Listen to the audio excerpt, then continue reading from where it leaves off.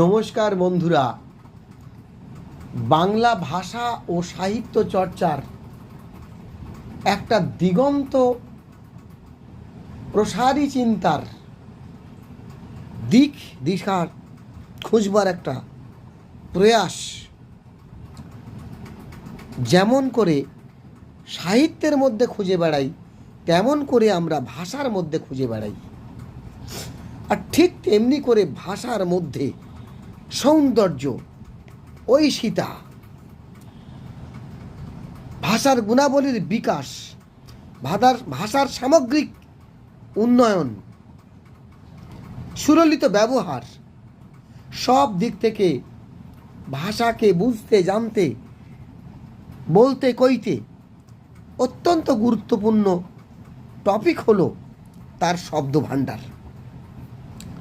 তো বাংলা ভাষার শব্দ ভাণ্ডার চর্চা করার কথা আমরা যখনই এগিয়ে যাব, তখনই আমরা দেখতে চাইব যে ভাষা কোথায় বিকশিত হয়েছিল।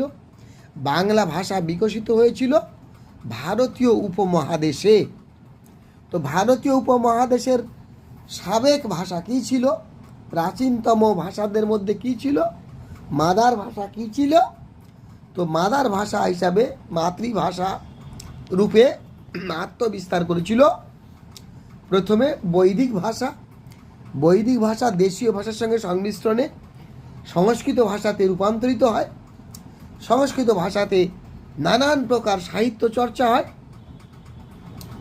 সেখানে লোকায়ত জীবন এবং সম্ভ্রান্ত জীবন, এই দুইটি জীবনের প্রতিধ্বনি, ভাষা, সংলাপ, গান, কবিতা, নাটক সংস্কৃত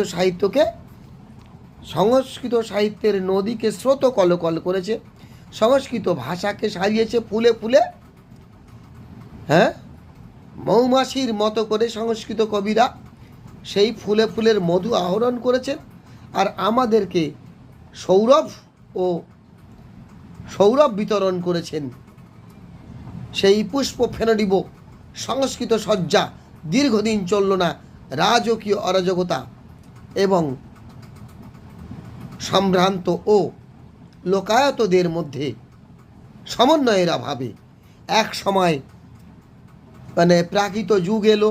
প্রাকৃত যুগের পর মধ্য ভারতীয় আর্যের প্রাকৃত যুগ এলো।